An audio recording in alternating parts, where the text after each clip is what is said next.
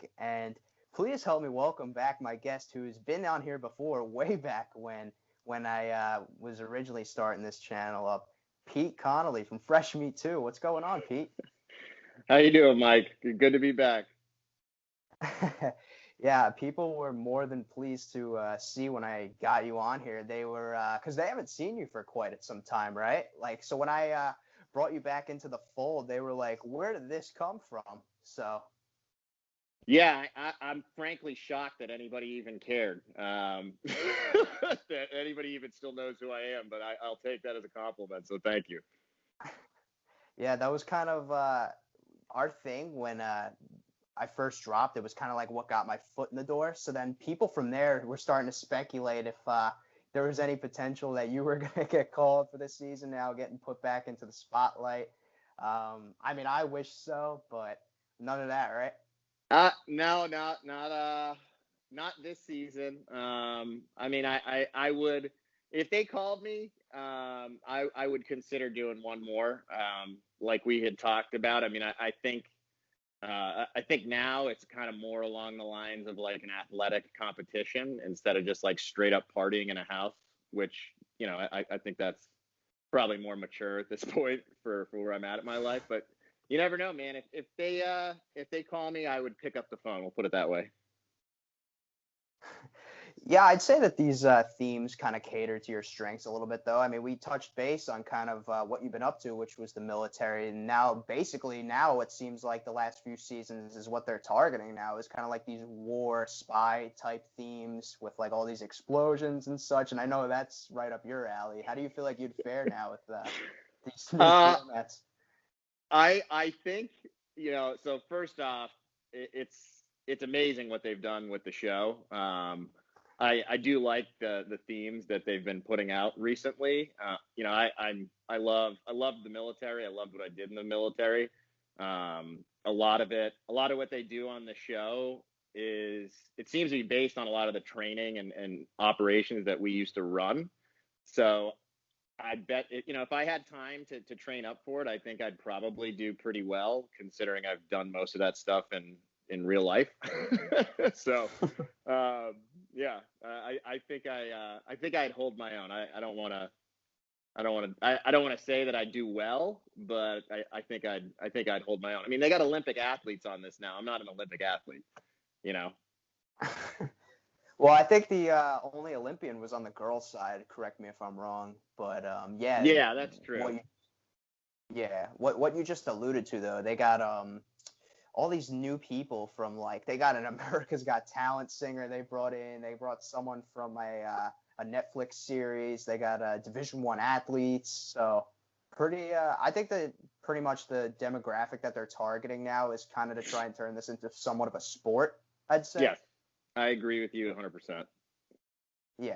So, but like we talked about a few moments ago, the show is almost like unrecognizable now from Fresh Meat 2, which was obviously 10 years ago. So things are going to change. But if you were to like turn on the TV right now and watch Fresh Meat 2 and then like flip the channel and then see this, I feel like consensus wise, I think most people would think it's a different show, you know?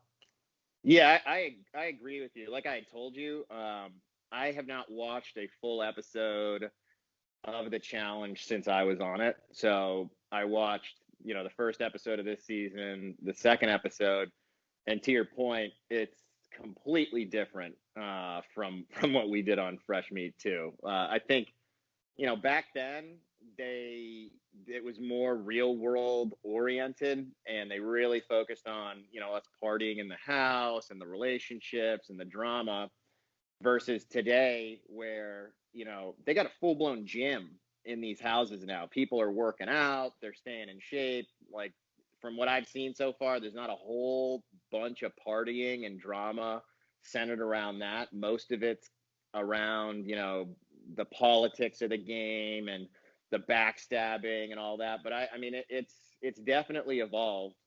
It's a completely different game, all different types of people now. I mean, like you said, they've pulled cast members from all over, I guess TV for lack of a better term. But yeah, it's very different from the experience that I had.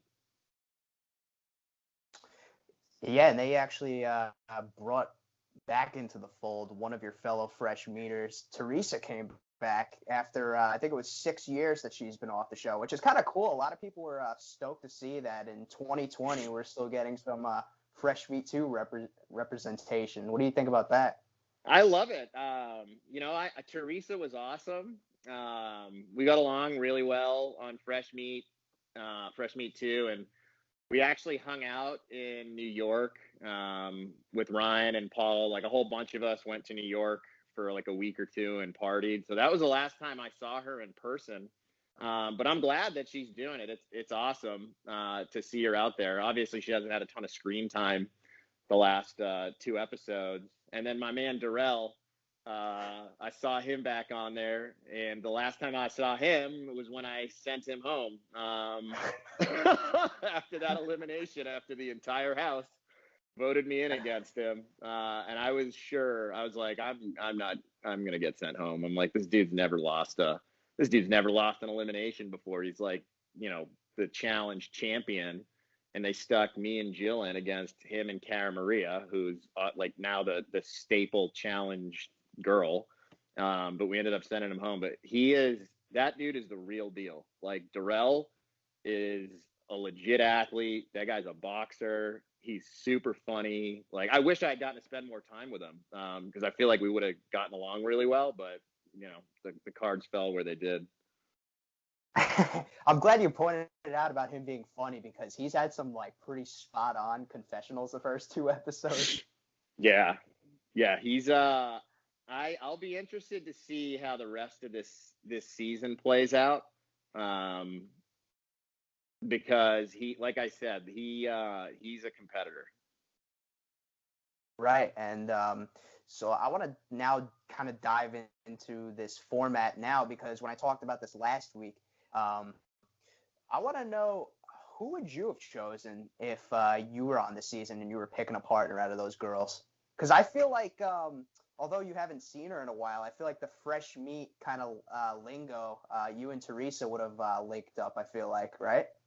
I may have picked her. I mean, obviously, it depends on. There's a whole bunch of stuff that goes into it, man. I mean, when they do that, it's like, hey, pick a partner. And you're scrambling around trying to find somebody. I don't know most of the other people on that show. I do know Wes. I'll be honest with you. I think just from what I know, Natalie is she's pretty legit. And I do know in a lot of these challenges, like you want a partner that's going to be able to hold her own. And I learned that when I partnered up with Jill and ended up having to carry the majority of the weight in those eliminations. But, it is what it is, man. You can't stick a 40-pound backpack on like a 100-pound girl. It's just not going to – most women aren't going to be able to do that. So you probably want somebody that's in, a little bit better shape, a good athlete. I mean, obviously, I think her name's – is it JoJo, the former Olympian? Lolo. Yeah. Lolo. And I obviously would have researched all these people ahead of time before going on the show to figure out who they were. But I do agree with you. There's probably a pretty good chance that like Theresa and I possibly would have just like paired up together because we were both on Fresh Meat too, and seen what happened. But I mean, you know how the show is, dude. The partnerships are like changing every week, so who knows what would have happened. Yeah, I thought about this too before we were obviously doing this. Could you imagine if like when you were on Fresh Me Too, if like that was the same criteria with picking your partners, if they didn't show the vets the stats and then we're just like we're like, oh, go stand next to a fresh meat person. Like that would have been insane. I mean, I'll be honest with you, dude. Those stats were they didn't mean anything. Like most of the stats, the way they measured them weren't even right. Like I remember looking at them and they had us like jumping up to like test how high we could jump. And some of these scores were like 3 feet, 4 feet, dude. If I could jump 4 feet in the air, I would be in the NBA. I wouldn't be a banker. Like I wouldn't be on MTV. So those stats, I mean, it was a good idea, like the combine, but when it came down to it, I'm pretty sure I was like last in most of those stats, but I was also the only rookie guy that made it to the finals and won any money. So like I don't think those stats meant anything. And I don't necessarily know if like the veterans like really were looking at that all that much. But it would have been interesting if it was just a free for all. Like, all right, go pick your partner, figure it out. I have a feeling it probably would have been based on like physical aspects and looks. That's that's probably what would have ended up happening. Yeah, well, let's now dive into this episode now. So it started off where episode 1 left off, which was the elimination had unfolded, and Natalie had the choice to either keep Wes as her partner or switch up and choose one of the people that was standing up on the kind of stage, or choose CT. I called this last week. I kind of figured she would stay with Wes. Her personality like struck me as someone that's, if I'm going to start something, I'll finishing it. So I wasn't shocked that she stayed with Wes. Do you think she made the right decision though? Oh, I 100% think she made the right decision. Knowing Wes the way I do, I think that was the smart thing to do. I think in terms of intelligence, maturity, like just all around ability, especially when it comes to these challenges, I don't really think you're going to find somebody that's better at it than Wes. And I think if she had chosen to switch, he may have taken that as kind of like a slap in the face. And she may have made herself an enemy of somebody who potentially carries a lot of weight, which we saw in this episode. I mean, the way that he played that whole house was masterful.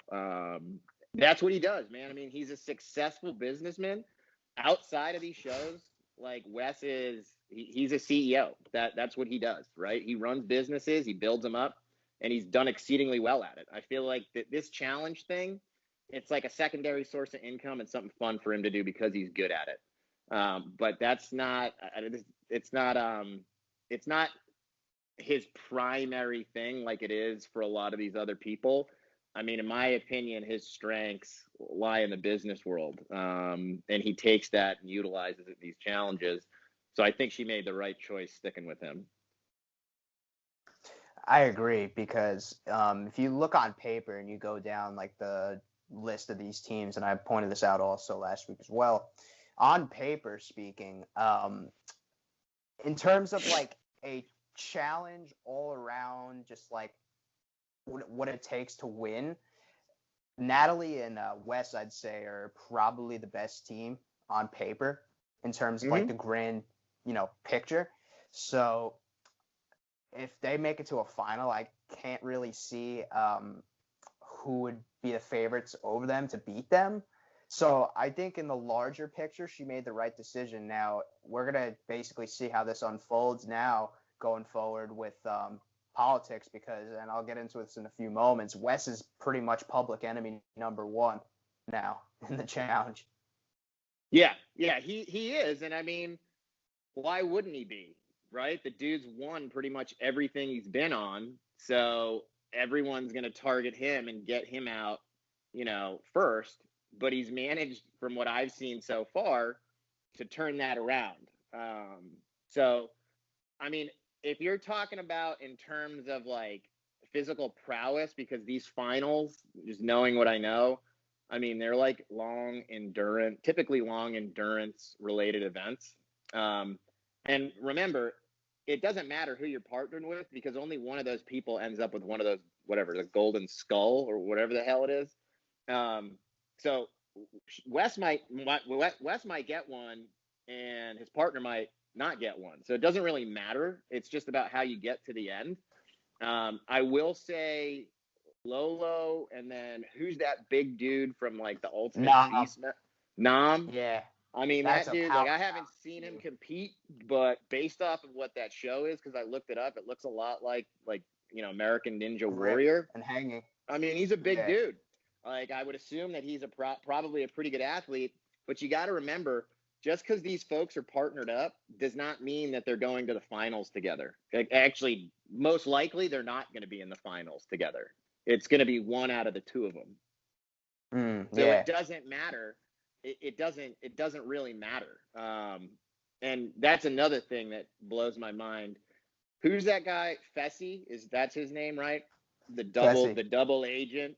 I mean, Yeah. after watching this, man, like, are you serious, dude? Like, you probably should have gone in there and beaten up on that dude and gotten yourself a skull, because it guarantees you a spot in the final, and then you can coast the rest of the time. You ain't gonna worry about the politics and all that stuff, because you've secured your spot. You've secured your spot in the finals. So, in my opinion, I'd want to get down there as soon as possible so I can take that weight off my shoulders. And not for nothing too. And obviously, like, no knock on him at all. Like, I have an admiration for you know, athletes, because I've played contact sports. And you can relate to it. You played hockey. I played contact sports most of my life, so I have an admiration for people who come from an athletic background. So I'm more than welcome to see Fessy on this show. But what annoyed me was that last week, when he explained why he wasn't going down there, he told TJ there's no ring middle of the sand. And then this week, there's clearly nothing around this. Like, there's nothing there. You clearly see it's sand. There's a Oh ring in yeah. the middle. Like, and for all intents and purposes, literally Fessy would have obviously defeated Joseph. Like, I think everyone watching knows that Fessy would have won. But why talk about it and just, like, do it? You know what I'm saying? Like, That's my thing. Yes, he's dude. he's been talking a lot, but he's and I don't know. I just feel like everybody's been playing a scared game and just, like, afraid of him. And I know what he's capable of, but I wish he would show us it. You know what I'm saying? I do. And listen, I don't know the guy. I've never met him. I've never seen him compete in anything, so I can't speak to his athletic ability.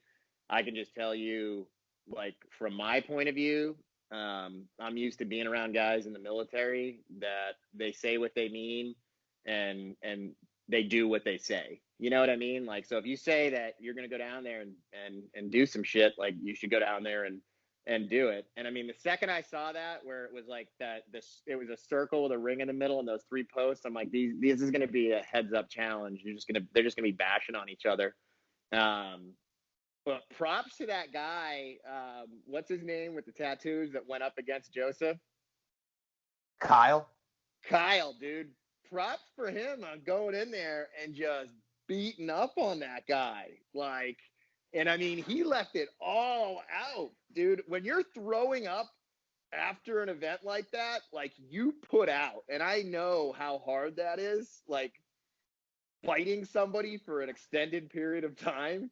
I mean, props to him. And he basically just gave the finger to everybody in the house. And he's like, I'm done, man. Like, come and get me, you know? And I think he earned a lot of credit for that. And again, I've never met the guy, but I like him. I will say, I think he kind of got, you know, he got exposed from the double agent, where he lied to Fessy and them, saying he was going to vote one way, and nobody in the house realizes right now that they can see which way people are voting. But I don't know, man. We'll see what happens. If I was in Fessy's shoes, I would have taken the opportunity to go down there and guarantee myself a spot in the finals, because they've had two chances now. And you don't know if they're going to get another opportunity to get one of those. right? He, for, you know, all things considered, like, things that cater to his strength, I'd say, would be like a headbanger, and that's potentially one opportunity less that he'll get an elimination like that. Because say if he's in a power position again and then he sees a puzzle down there, like, he's not too good with those. So what's he gonna do then? Say if he's going up against, like, some mathlete or something, like, he's not gonna take out Wes or someone in a puzzle. So you know. Yeah, I mean, again, I have no idea. I don't know what his strengths or weaknesses are. My guess is the next elimination, just the way these things go, it's probably going to be another female elimination. But I don't know how long they're filming these for now. I mean, because when I did it, they filmed it for 6 weeks. So I don't know how often they're doing challenges and eliminations, but they're getting rid of people very, very slowly. So I don't know if all of a sudden it's going to change and the next elimination is going to be, 2 people go home. And then the 2 people left will get paired up. It's an interesting concept. The whole, I mean, it's kind of corny with the whole spy thing. But it's cool. I mean, they definitely have spent some more money on special effects. I think they put some more thought into the challenges, but for the most part, it's all the same theme. Like there's only so many different ways you can come up with these challenges and eliminations that hasn't been done before.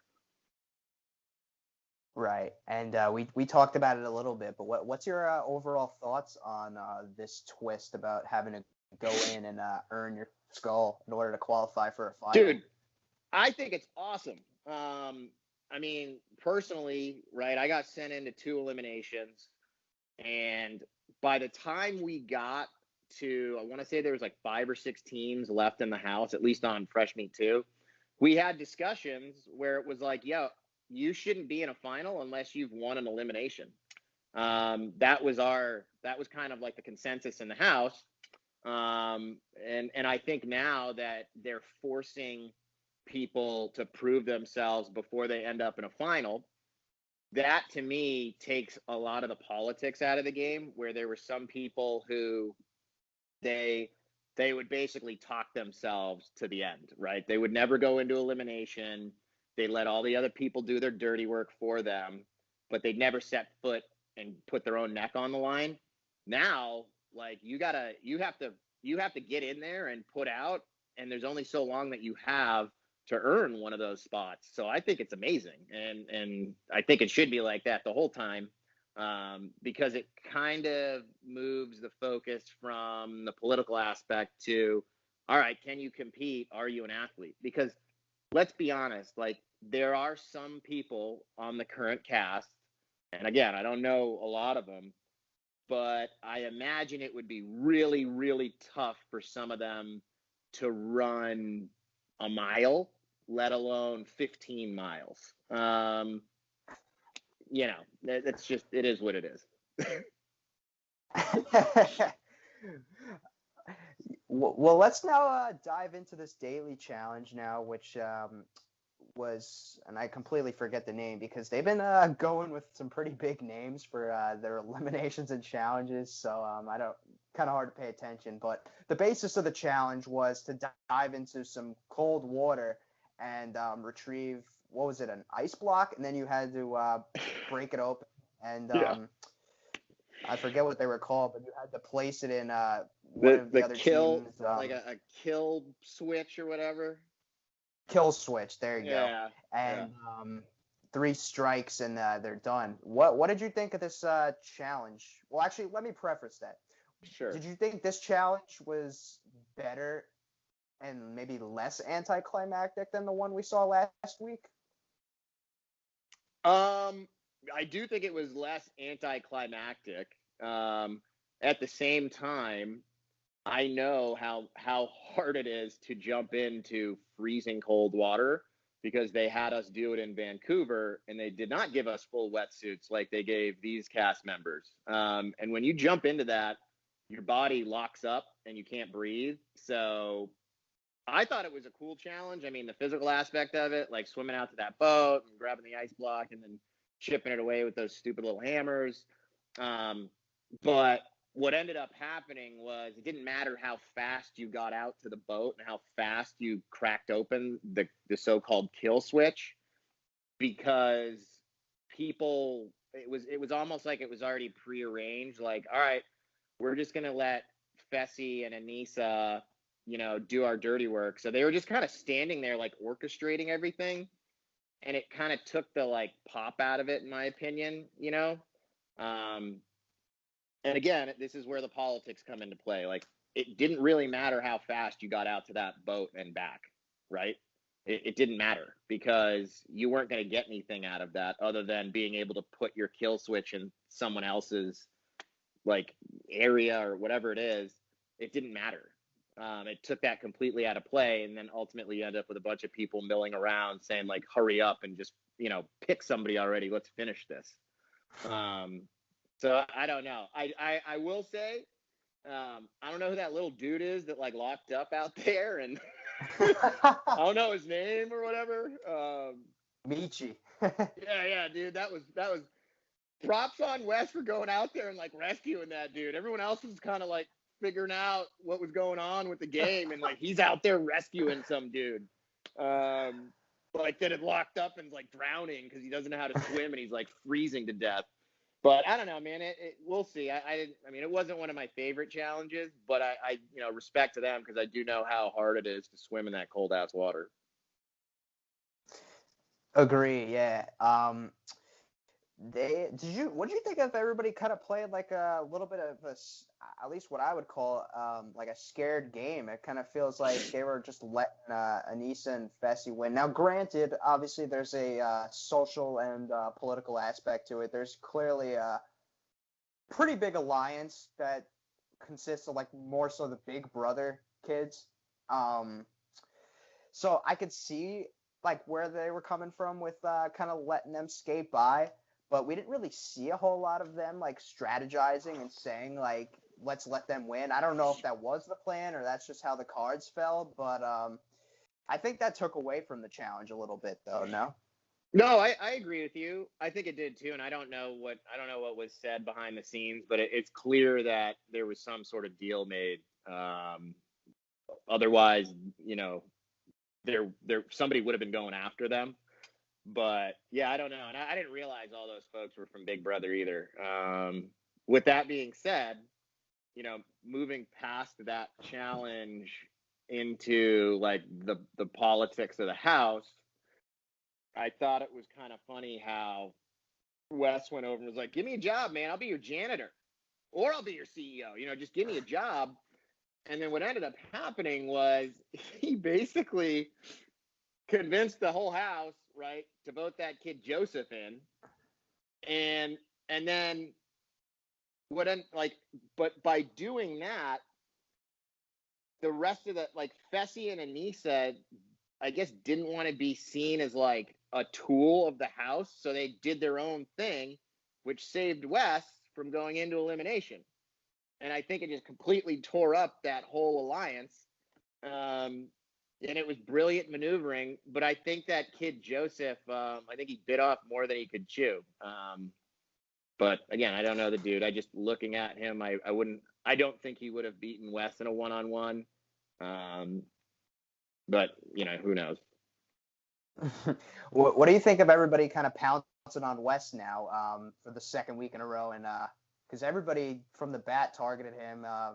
And I feel like if you were in the fold, you'd be another number for him. Do you think so? Do you think you'd lean towards working with him against these new cats that they have? Oh, dude, I mean, I would tell you right now, on the surface, we'd probably pretend to hate each other, but I would be working with him 100%. Like 100%. I would have his back. Because I know that, like, I kind of felt that when I was in Fresh Meat, too. Every single time everybody tried to vote me and Jill in because they were using us as a tool to get rid of other people. You know what I mean? So I get it. And eventually you get to a point where you're like, all right, well, I'm just gonna have to prove myself, physically, and take it from there. But no, I think if I was on that show, you would see me working. You would most likely see me working with him, behind the scenes, put it that way. Yeah, that'd be like an interesting plot line. Say if you and Theresa were paired up, right? You guys wouldn't be like a major, because right now she's already playing like a middle ground. We don't really see, she's kind of just like fading in the back right now. So like she's not in the focal point of an alliance per se, but she's also not on the chopping block either. So if you and her were together, I feel like, and if you were able to keep a maybe hidden alliance with Wes under wraps, you guys would be able to fly under the radar, at least to like midpoint, and I'd say before really being able to strike and make a move with like Wes, 100%, man. It's called being the gray man. That's seriously, that's what it is. It works in a lot of military selection pipelines. And it's funny. Like, you don't want to be the guy in the front because you don't want attention, but you don't want to be the guy in the back because you don't want the instructor's attention. So you try to be the gray man, right? Where you're just in the middle, nobody's paying attention to you, they're not smoking you, and eventually you find yourself and you've made it through, and a lot of people don't. So yes, I think that would be my intention. That was my intention on Fresh Meat too. Obviously, it didn't work out that way because I got voted in the first day. But yeah, I think you if you can play the gray man and let everybody else pick each other off, and then eventually you look around and you're like, oh man, I can't believe this dude's still here. Like, I didn't even know him. Like, there was dudes that I went through like basic training with in selection, and like 2 years later be like, oh man, I mean, really, man, I can't believe you're still here. Like, I didn't even know you. But no, I think that's a probability, but again, it's like all of this stuff is theoretical. Who knows what would have happened? Right. What do you think about some of these new guys though? Like, is there anyone that maybe from the new people that you didn't know before this that maybe you were like, oh, like they kind of gained my respect, and maybe was there anybody that kind of like rubbed you the wrong way in the sense of like you didn't really like how they play the game? His name's Tyler, right? That just won this recent one. Kyle. That dude earned my respect big time. I think going in unprepared, like completely blindsided against that dude Joseph in that last elimination, he earned a lot of respect in my opinion. I mean, when you're throwing up after a physical event, like, you left it all out there on the field, and that dude did. And I think he earned himself a lot of credit. He's already earned himself a spot in the finals. I originally wouldn't have pegged him as like an awesome athlete or I don't know. I don't know the guy. I just know from what I've seen on TV. But no, he earned my respect in that elimination. In terms of rubbing me the wrong way, I don't know. Like, nobody's done anything particular where I'm like, oh man, that was real shady. So I can't really speak to that, but no, that dude Kyle definitely earned my respect. Yeah, he's hilarious too. He You is. know He's a what made funny me guy. laugh? It made me laugh when the guy the Josh guy that he stole his partner, when the Josh guy yelled down to him, was like, and I was rooting for you, and then he yelled back up, he's like, yeah, I appreciate that. Yeah. He's telling his partner to come over.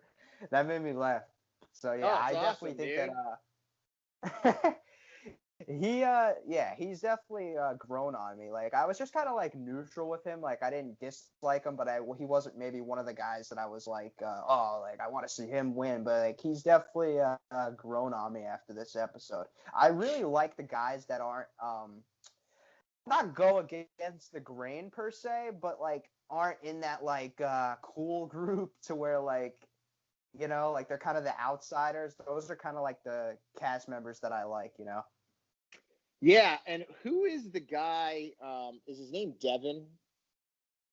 Yeah. I've never seen him before. I like that guy a lot. I don't know what it is about him, but I feel like I get along with him really well. And I got a kick out of it when he was on the couch talking to Kyle, and he's like, bro, I don't understand a word of what my partner is saying to me. Oh God, what did he say? It was something along the lines of like, she's like a really athletic fit infant. A very very fit infant. And I was just like, my wife and I were just laughing hysterically, like, oh my God. But that guy seems like a normal dude, He's just like, I feel like I get along really well with him. And I think that this next episode, it'll be interesting because he seems to have, something, a tight alliance or friendship with Kyle. So we'll see where that goes. Yeah, him and Wes are actually very close. He was at Wes's wedding a few years ago. So Oh, really? I didn't even know that. yeah, because they kind of play like similar games because they're very much calculated socially and politically. Like actually, Devin kind of learned from Wes because Okay. Devin's first show that he did was actually because Wes took like a 3-year gap a couple years ago. So Wes's last show before taking that little break was Devin's first. So like Devin kind of, in more or less in a way, like bridged the gap of like us missing Wes, but not missing Wes because he kind of filled that cast member like void that Wes left. And now with them, this is actually their first show back together since Oh, okay. Wes. So I mean, Yeah. there's another thing, right, man? You have no idea. Because here's the thing. Those cameras are rolling 24/7, and the producers and the editors can do whatever they want with it. So you have no idea what conversations are going on behind the scenes. So for all we know, Wes and Devin have some grand master plan behind the scenes, or CT and Wes do. I mean, you have no idea what's actually going on because the producers and editors make, that they portray the show in a way that they think is going to be most interesting to the targeted audience. So again, you don't know what's actually being said and what's going on behind the scenes or what alliances and deals have been made, because there was plenty of that went on my show, and none of it ended up making it onto the screen. Right. Now what I want to kind of dive into is kind of Joseph trying to make these big waves in the nomination and calling out Wes. What did you think of Joseph kind of picking his shot? Honestly, and on surface it seems stupid, but after rewatching Joseph, I feel like knew he wasn't like, or had very little shot in the grand picture of winning, but why not like take a swing for the king early, because if you win right then and there, I mean, from like a casting standpoint, if you take out Wes on episode 2, you've pretty much earned yourself another callback, right? So Yeah.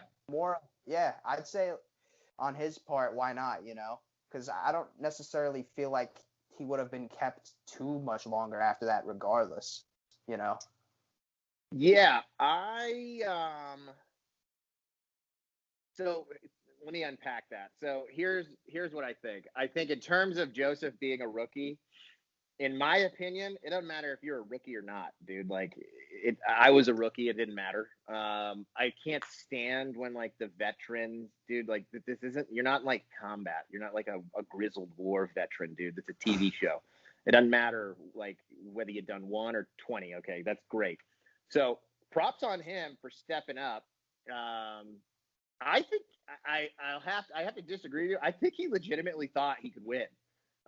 Just watching him like bounce around and like the intensity in his eyes, like I think he may have thought he was maybe tougher than he was, because you could tell after he lost, he got real humble and he was like, man, I guess, I just have to, I gotta get a little better before, come back to face these guys, whatever he said, which is completely different. But I agree with you. I think if he had gone and they had put him up against Wes, I don't think he would have won. Maybe he would have, and that would have gotten him a ton of street cred. But I mean, good on him for taking a shot, but you missed. You didn't get what you wanted, and you got sent home. So I don't know. Maybe he's got better luck next time. But what is he from, anyways? Like, he's from America's Got Talent.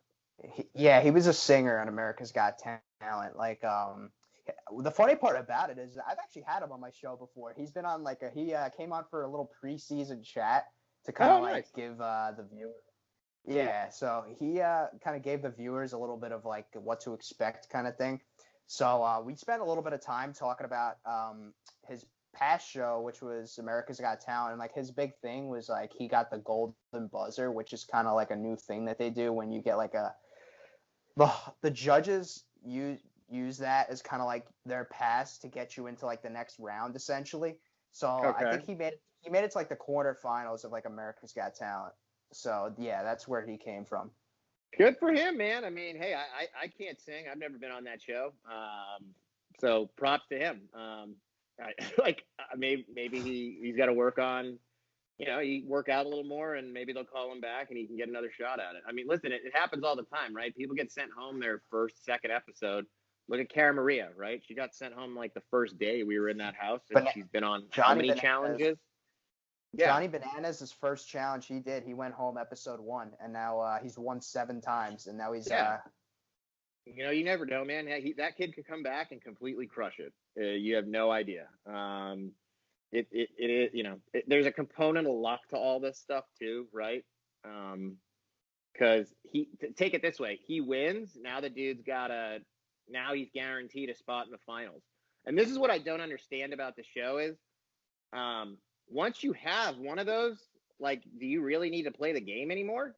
Because I wouldn't be doing challenges. I'm not going to get myself hurt. I'm just going to kind of hang out. And frankly, like, your partner's not necessarily guaranteed your partner for this whole thing, because they can, it can be stolen, and the infiltration and all the weird, all the other weird stuff that they do. So I don't know. If I were these guys, man, I would be itching to get into elimination, especially if I was in a position of power. I'd be like, listen, if I knew the house was sending somebody in that I thought I could beat, I'd be like, I want to go in, right? Because there's only so many chances that you've got. So I'm surprised more people aren't trying to get in to win one of those. And it's funny because I can tell TJ, it seems like he's getting slightly frustrated. Like, dude, are you guys serious right now? Like, there's only 10 spots in the final. Why are you not trying to get one of them? Like, he's almost like telling, like, you need to do this now because you're not going to get many other opportunities to do it. Yeah, they actually debuted this twist last season, but it was unlimited skulls, right? So the competition aspect of, like, the daily challenges became, like, ridiculous, dude.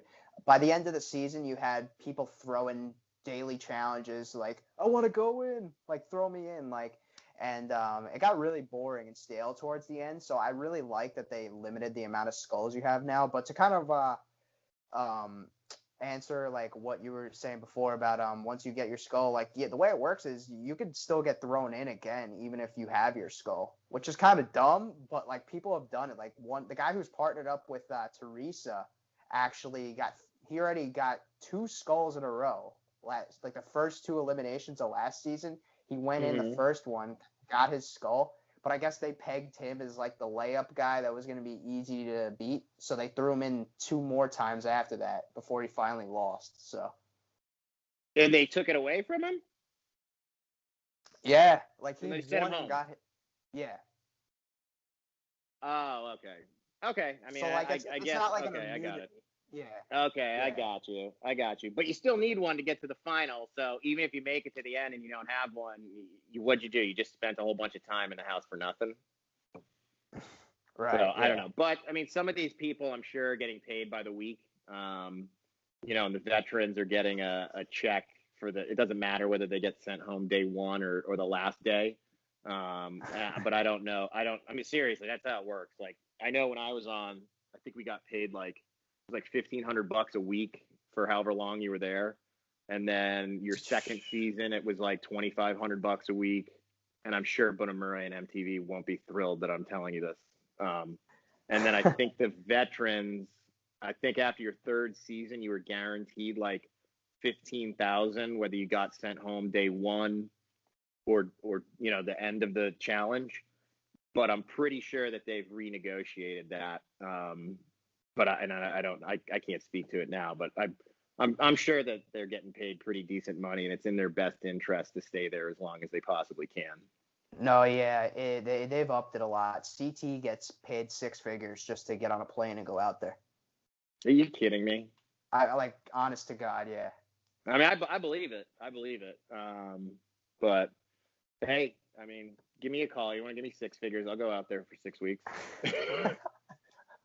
I think people just want to see you get back on there in general. I mean, like I said, I would do it if they called and the timing was right. But, like I told you earlier, like, I just got elected to the board of directors for the EOD Warrior Foundation. My job at JP Morgan's going pretty well. So it would have to be, pretty compelling for me to go do it. But I will say, I wouldn't mind doing another one. I think it'd be kind of fun just to see if I still got what it takes. You think you could hang with some of the guys that were on this season, though? I can't really look down the line and say, like... I know I could. I mean, like, I know what I've gone through in terms of the military, and so I'm pretty confident that I could hang with some of these dudes. I mean, they like going through a special operations pipeline or any sort of like selection program. You got to be mentally tough and physically tough. So I think I'd be able to hang with some of these dudes. Now, I'm not an Olympic athlete and I wasn't a D1 athlete, but I feel like I'd be able to hold my own. Amen. Hopefully, hey, we'll see what the future holds, But yeah, you never know. Yeah. Now, I want to ask you now about the secret vote, though, because the concept awesome, but Kyle didn't know that the double agents could actually see who he voted for still. And he actually went and told Fessy and them one thing and then did a totally opposite thing. What do you think about the secret vote element and basically kind of now like the move that Kyle made, which was kind of going against what he had told Fessy and them? I love it. I think it's awesome. I mean, I did it when I was on the show. Like you tell people one thing and then you do something else. I think the key here is that Fessy and Anissa haven't divulged that information to the rest of the house, so nobody else knows it, and nobody else will know it unless they win a challenge. So by keeping them in power this whole time and kind of using them as a tool so that other people don't get blood on their hands, I think it's a little short-sighted, we'll put it that way, because that intel is eventually going to get out, that the double agents can see who voted which way. I think that gives them a lot more power, as we've seen. I mean, they obviously were pissed that that dude voted against them and lied to them, and it backfired, So now he knows that something's up because they wouldn't have thrown him in otherwise, right? So he's got to know that they know something that he doesn't, which should make the game slightly more interesting. And then along with the fact that he broke up that little alliance with Cam, so now he's got Cam as a partner, right? So he's kind of made himself, like, he's inserted himself into that whole thing. So it's going to make it harder to get rid of him, I think. And now he's at a point where he's just like, I mean, you saw it, he gave the finger to everybody. So he's going to be playing his own game now. Awesome move on his end, getting Cam, because he's got now a strong partner. And now he's like you said, now even if they want to retaliate and, go against him still and such, they can't, because this Big Brother alliance is all wrapped into this one big web now, to where now he's basically in the alliance. So he's not only got himself his skull, but his insurance policy in the game, Yeah, exactly. So good on him, man. I think he made the right move. And I think people in the house are going to be pissed at Fessy and Anissa for not doing what they wanted them to do. And I think in the next elimination and next challenge, they may not have such an easy go of it, because now people can't trust them to do what they said they were going to do. And I love it when that happens. I love it when all this stuff just comes crumbling down and the plans get all, just all screwed up. It's kind of fun. But I will say, not having watched a challenge since the one that I've been on, man, it's pretty entertaining. They've done a good job of keeping it like interesting and keeping you engaged. Uh-oh, folks, did we just make Pete a fan of the challenge again?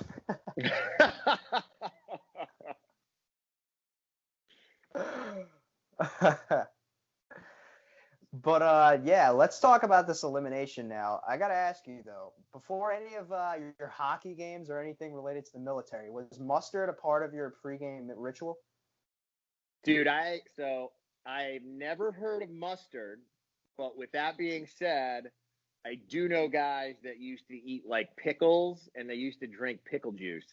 Um, the only reason you do that is because of like the sodium and the electrolytes and like the potassium because it stops you from cramping up. So like I mean you'd eat just as easy as eat a banana. But I mean, hey man, he I've never seen anybody do that before. Obviously, it didn't really help him. Yeah, I like this elimination. I thought that it would have been cool to see like maybe because they've done it in like the past couple seasons. It's called pole wrestle. Is traditionally like where it's like a pole, so like it's like less more less to grab. Whereas I feel like in this elimination, like you could like hook your arm around the ring and such, and might be a little easier to hold on to. Yeah, I mean, I'll say the first round of that, I thought it was badass. That dude Kyle basically dragged that dude Joseph all the way across and just like muscled him up onto it. So I didn't see that coming. I will say, like somebody that maybe had some like jujitsu training or MMA training, like you can drop somebody pretty quickly and rip that thing out of their hands if you know what you're doing. But again, I don't know what the rules are. Like they have weird rules where you're not allowed to like strike or punch somebody. But I feel like in the last 10 years they've gotten way more lax on that stuff because some of the stuff gets pretty violent. Um, but that was like I'd be interested to know how long they actually wrestled for, um, because that type of physical exertion over like a long period of time, dude, it's hard. It's really hard. I mean, as we saw, that guy was puking afterwards. Like you don't puke like that unless you've like put it all out. Yeah, and this all draws back to the point of Fessy. Like he realistically should have just stepped down there and gotten his skull. Like it A just hundred bothered me percent. because he was preaching the last week. He said the reason he wasn't down there was because there was no ring in the middle of the sand, and I think it's clear as day what that elimination was going to be. It was pretty evident it was going to be a headbanger, and I think it was an easy skull that he didn't take. Yeah, I agree. And I mean, it's funny because you keep bringing up the point of people playing a scared game. To me, that's evident of being scared. You know, like if you think you got what it takes, go down there and do it. And the fact that he specifically referenced like, oh, there's no ring down there, and then he comes to this one like. I think at the beginning of it, he was like, "This is Jakey. You're not even going to tell us what the rules are, so I'm going to vote someone else in." It's like if he had gone in and won that skull, immediately that gives him like the upper hand in the house, right? Because now he's a double agent with a skull and he's proven that he can compete. So I think that might have been a misstep on his part and it might come back to bite him in the ass. I mean, if he goes down there and gets a skull, like that's pretty much like a cakewalk for him to the final, honestly. Because people are already kind of kissing his ass as is, and now that he'll have his skull already, like he would pretty much have like a free walk to the end. Yeah, exactly. So, like I said, now they've pissed a bunch of people off in the house. He doesn't have a skull. He's not doing what he says he's going to do. So the house might not protect him in this next elimination. But, again, you don't know what's going on behind the scenes. So I will tell you that I will probably tune in just to see what happens because now you got me hooked on this. There we go. Let's now rate this episode though, because I rated it last week. I really enjoyed the premiere last week, and I actually gave it a 4.2 out of 5. The reason I gave 4.2 and not 4.5 was because I didn't think it was like that perfect, but like it was. I felt like a 3 or anything below a 4 would have been harsh for last week, so I gave it a 4.2. I'd say that I enjoyed the first episode better than the second, in my opinion. So I want to rate episode 2 now, which was this latest one. Out of 5 stars, what would you give it? And I'll let you go first before I give mine, but I just want to hear your take. Sure. I would agree with you. I think I liked the first episode a little more. I'm partial to it just because it was like it looked like they were trying to disarm a bomb. So I could relate to that. So I thought it was kind of cool. I would rate this episode. This is out of 5. I mean, and based off of your scale and the rating of what you did last week, I would probably rate it at a 3.7. Yeah, right on par with mine. I'd say probably anywhere from like 3 to 3.8, right on par. I'd say. Yeah, I think. Yeah. But I'd say from the trailer to next week, I think it's going to be good. It looks like it's a little bit of a physical challenge, and then a lot of drama that I saw too. Like it seems like we're going to have like a pretty big confrontation. CT looked to be involved. Yeah, of course, man. He's always involved in that stuff, man. I can't believe he's still doing these shows. But that's his thing. I will say, from the trailer and everything, it looks like they're going to get to do some pretty cool stuff. And like, I love jumping out of planes and doing all that stuff. So it looks like they're getting to do some pretty cool ops and challenges, which I would love to. I mean, you're getting paid to do all this stuff, right? And it's fun. Like you could take advantage of all of it. So I think the episodes to come will be interesting. Although I'm not sure how you make a challenge out of skydiving. So we'll see how that one works out. Because I do think I saw. Correct me if I'm wrong, but I did see that. I think in one of the previews or one of the episodes. No, yeah, you're correct. I saw that as well. So yeah. And actually, when I was doing these after shows and bringing some guests back on here, like when I saw this theme and everything, like I immediately thought of you, like that this would be perfect for you, and I feel like you would have like a very insightful opinion on like the theme and everything, since like basically our entire original episode that we did kind of like based around like what you've been up to now. So I think that the people watching this and myself would agree that seeing you on this kind of theme would be like pretty dope, and I feel like you'd kill it. And who knows, maybe what the future holds. Maybe the people watching this, if there's any chance, maybe to see Pete back on your screen. Let me know in the comments section what you guys think. And Pete, thanks for joining me again, man. And maybe we could revisit later down in the season if you're up for it. Yeah, man. No, it's a pleasure. It's always great to talk with you, man. I'm super happy that this has been going well for you, and wish you continued success. And Merry Christmas, Happy Holidays, Happy New Year, man. And you got my contact info, so reach out whenever, brother. All right, you too, man. Take care. Have a good one. All right, see ya.